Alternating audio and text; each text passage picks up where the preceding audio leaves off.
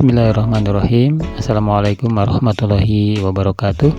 Masih tentang P3K, masih tentang PNS atau ASN, dan kali ini kita akan mengutip dari Detik Finance tentang jamin nasib 2,3 juta honorer, pemerintah kebut revisi aturan ASN.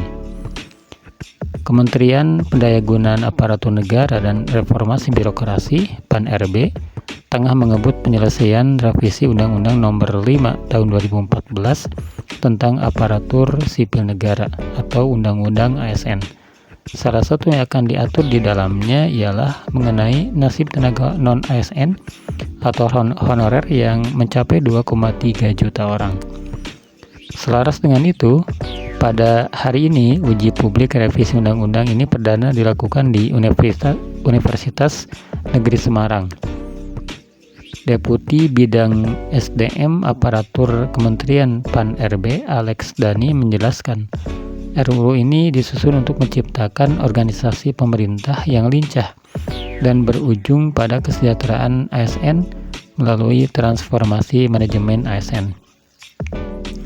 Harapannya, revisi undang-undang ini bisa menciptakan ASN yang profesional serta organisasi pemerintah yang lebih lincah mengikuti dinamika global, ujar Alex dalam keterangan tertulis. Sebanyak 7 klaster menjadi fokus revisi Undang-Undang ASN yang terdiri atas pembahasan terkait Komisi ASN, penetapan kebutuhan PNS dan P3K, kesejahteraan P3K, pengurangan ASN akibat perampingan organisasi, penyelesaian tenaga non-ASN, digitalisasi manajemen ASN, serta ASN di lembaga eksekutif, legislatif, dan yudikatif. Salah satu klaster yang menjadi perbincangan masyarakat adalah penyelesaian tenaga non-ASN. Adapun saat ini jumlahnya telah membengkak hingga mencapai 2,3 juta orang se-Indonesia, dari proyeksi sebelumnya yang hanya berkisar 400.000. Hal ini disebabkan semakin banyak instansi, terutama daerah, merekrut tenaga non-ASN. Sejalan dengan itu, Alex mengatakan, pemerintah dan DPR punya beberapa prinsip dalam penyelesaian masalah ini. Pertama adalah tidak boleh ada pemberhentian massal. Oleh karena itu, pihaknya terus mendorong agar tenaga non-ASN ini masuk menjadi ASN melalui beberapa prosedur. Salah satunya lewat seleksi CSN yang akan segera dibuka tahun ini. Prinsip kedua adalah skema yang dijalankan harus memastikan pendapatan non-ASN tidak boleh berkurang dari yang diterima saat ini. Salah satunya dengan mengatur skema kerja yang adil dan tepat. Misalnya, ada tenaga non-ASN yang jenis keahlian dan kebutuhan instansinya diperlukan pada waktu yang bisa disepakati bersama. Ini menguntungkan pegawai yang bersangkutan karena dia mendapatkan pendapatan yang adil.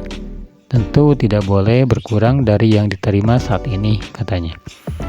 Prinsip ketiga adalah memperhitungkan kapasitas fiskal yang dimiliki pemerintah. Dengan begitu, harapannya Kementerian PAN-RB bisa menciptakan keberlanjutan dari program pemerintah.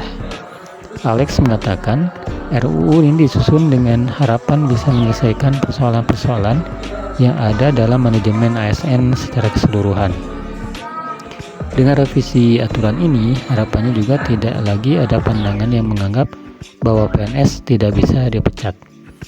Ada bab yang menekankan bahwa kinerja sebagai komponen penting yang bisa memberhentikan PNS.